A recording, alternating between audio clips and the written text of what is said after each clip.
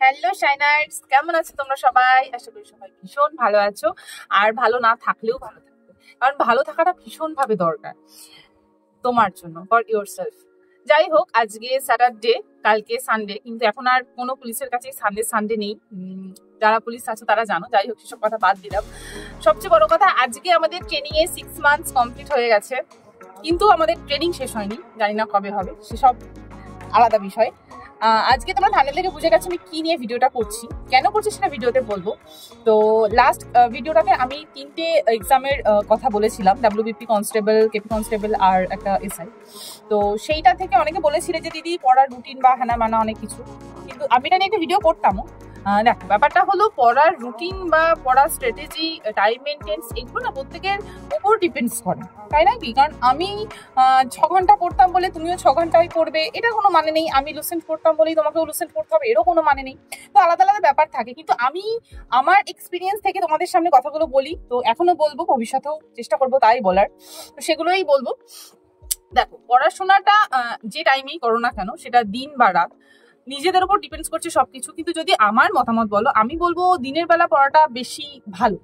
যে 2 ঘন্টা তুমি রাত্রে দিতে, সেই 2 ঘন্টা যদি তুমি সকালে মর্নিং এ কোনো একটা টাইমে ইনভলভ করো, লাইক তুমি 6টা থেকে পড়তে বসো, যদি তুমি 4টে থেকে পড়তে বসো, আর রাত্রি 12টার বদলে যদি 10টায় ঘুমিয়ে পড়ো, আমার মনে হয় বেশি ভালো।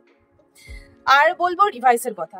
সবাই না নতুন পড়ার চেষ্টা করে, তুমিও করবে অবশ্যই নতুন পড়া, কিন্তু ওই সমুদ্রগুপ্তের কোন উপাধি, ওই 3টে উপাধি পড়ে আরো একটা উপাধি পড়তো, ওর থেকে আমার মনে হয় রিভাইসটা বেশি জরুরি। যে কোনো কিছুর ক্ষেত্রে রিভাইসটা ভীষণভাবে দরকার। আমার ক্ষেত্রে যেটা প্রবলেম হতো লাস্টের দিকে, যে খুব ইজি কোয়েশ্চেন পেলে না ভুল হয়ে যায়। এইটার মেইন প্রবলেম হচ্ছে আমাদের রিভাইসটা। তো প্লিজ চেষ্টা করবে অন্তত দিনে 2 ঘন্টা যদি পড়ো, 4 ঘন্টা যেন রিভাইস চেষ্টা হয়। নেক্সট বলবো টাইম মেনটেনেন্সটা।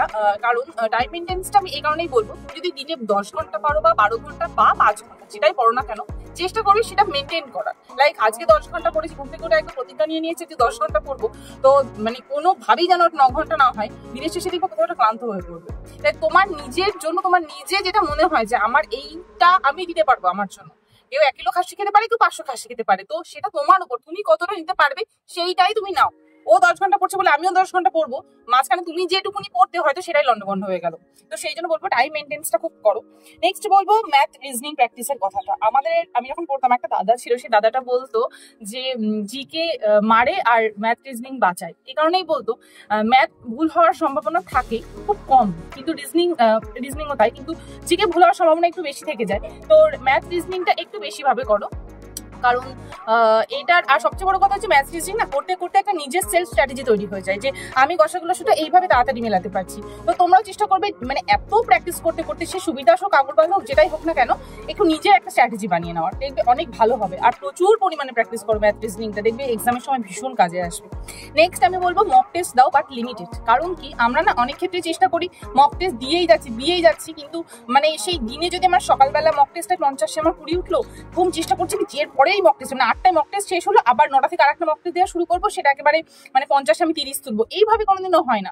আমি বলবো মক টেস্ট দিনে 2টো, হাইয়েস্ট 3টে দাও, কিন্তু সেই মক টেস্টটার এই যে 20 পেলে বাকি 30 কেন হলো না, সেইটার উপর বেশি জোর দাও, সেটা অনেক ভালো হবে। কারণ আমাদের অনেক অজানা কোয়েশ্চেন থাকে যেটা মক টেস্টে আমরা জানতে পারি, তো সেগুলোর দিকে বেশি নজর দাও, দেখবে অনেক বেশি কাজ দেবে। ওই ফালতু ওই 10টা মক টেস্ট দিয়ে কোনো লাভ নেই। আর অনেকে অনেক বই বলবে, ভাই এ বই কর, ভাই ওই তুলসী অনেক বই বলবে, এত মক টেস্ট দিয়ে দরকার নেই। নিজের একটা ভালো বই খোঁজো, অবশ্যই একটা ভালো বই দেখে, বা তোমার টেক্সট বুক দেখতে পারো। আমি টেক্সট বুক থেকে মক টেস্ট দিতাম, বেশ ভালো, কিন্তু একটা লিমিটেড দাও, এটা কিন্তু খুব মাথায় রাখবে।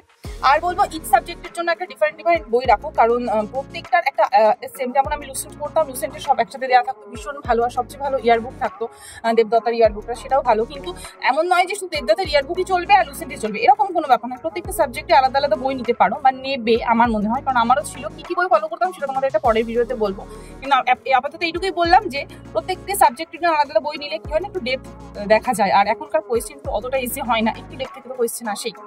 নেক্সট বলবো ইম্পর্টেন্ট যে টপিকস গুলো থাকে না, সেগুলোর একটা সেলফ নোটস বানাও।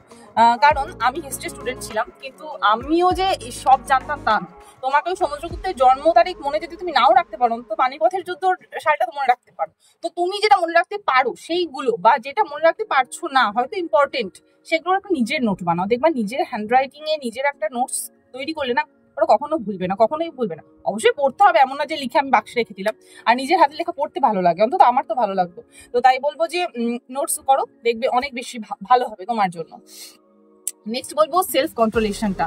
এই চাকরির জীবনটা না, এই এখন যে লাইফটা এখন খুব ভালো, বা চাকরি করার আগে আমিও যখন চাকরি পাইনি তখন না সেলফ কন্ট্রোলেশনটা থাকে না কিছুর জন্য বা কারোর জন্য, রিপিট এগেইন, কারোর জন্য। তো সেলফ কন্ট্রোলেশনটা রাখো কোন সব কিছুর ক্ষেত্রে, সে খাওয়া দাওয়া, ঘোরা, টাকা ওড়ানো, সমস্ত কিছু, আড্ডা, সমস্ত কিছুর জন্য সেলফ কন্ট্রোলেশনটা ভীষণভাবে দরকার।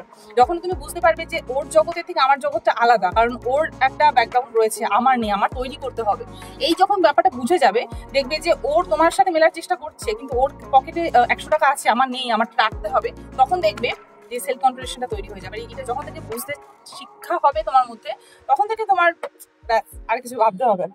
আর লাস্ট বলবো যে সেলফ আন্ডারস্ট্যান্ডিংটা ভীষণভাবে দরকার। এই যে আমি তোমাকে এখন 6 মিনিট 7 মিনিট বকবো, এটা আমি আমার এক্সপিরিয়েন্সটা বলবো, তাই নয় কি? কিন্তু দিন শেষে তুমিই বুঝতে পারবে যে না, আমার অঙ্কটাতে কিন্তু আমার জিকেটাই পড়তে হবে, পড়ো, জিকেটাই পড়ো। কারণ আমি তোমাকে বলছি যে তোমার এই হয়তো ওই নৌকা স্রোতটা তোমার আটকাচ্ছে, কিন্তু তোমার মনে হচ্ছে না আমার নৌকা স্রোত আটকাচ্ছে না, আমার ট্রেনটা আটকাচ্ছে, তুমি ট্রেনটাই করো। নিজের ব্যাপারটা নিজে সব থেকে বেশি ভালো বোঝা যায়। তাই আমার মনে হয় দিন শেষে লাইট অফ করে চোখটা বন্ধ করে যখন নিজেরটা ভাবতে পারবে যে হ্যাঁ আমার এটা দরকার, কালকে আমি এটা করব, তাহলে দেখবে ভীষণ ভালোভাবে করতে পারবে। তাই নিজেকে বোঝো, সেলফ আন্ডারস্ট্যান্ডিংটা ভীষণভাবে রাখো। আর লাস্ট বলবো যে মোটিভেশনাল ভিডিও থাকে, অনেক কিছু থাকে, আমিও দেখতাম, কিন্তু অ্যাকচুয়াল দিনের শেষে কোনো কিছুই কাজ করে না। তোমার যে প্যানেলের নামটা উঠবে সেই দিনটার কথা ভাবো। ওই প্যানেলের নামটা উঠার পর যে কান্না করবে, মাকে বাবাকে দেখবে, ওই দুনিয়াটা সম্পূর্ণ আলাদা হবে। চাকরি পাওয়ার পর পার মান্থ যখন বাবা মাকে টাকা দেবে, দুনিয়াটা অন্যরকম। সেটা হচ্ছে actual motivational story for you. কোনো মোটিভেশনাল স্টোরি এই আমি কান্না করছি, আমার প্রেমিকের মানে জ্বর, আমার প্রেমিক এই হয়েছে, ওইসব একদম বাদ দাও। এই চাকরি লাইফটা শুধুমাত্র তোমার, তুমি নিজের হাতে জিনিসটাকে রাখো। আর এই গোটা দুনিয়া তোমাকে তখনই চিনবে, যখনই দেখবে, আর তখনই তোমাকে নিয়ে ভাববে যখন তোমার নিজের পায়ের তলার মাটিটা শক্ত হবে। তো সেইটার জন্য চেষ্টা করে, দেখবে অনেক ভালোভাবে থাকবে। যাই হোক, অনেক কথা বলে ফেললাম, আর কিছু বলবো না। যদি তোমাদের কিছু কোয়েশ্চেন থাকে আমাকে বলো কমেন্টে প্লিজ, তোমাদের কমেন্টস পড়তে আমার ভীষণ ভালো লাগে। আর প্লিজ আমার সাথে থেকো। আমার ফেসবুক আইডিটা আমি বলে দিয়েছিলাম, এখন আবার বলছি, তনুশ্রী দত্তই রয়েছে, TNUSREEUTT, তোমরা চাইলে ফলো করতে পারো। আর আপাতত এইটুকুই, বাকি কথা পরের ভিডিওতে হবে। সবাইকে বাই বাই।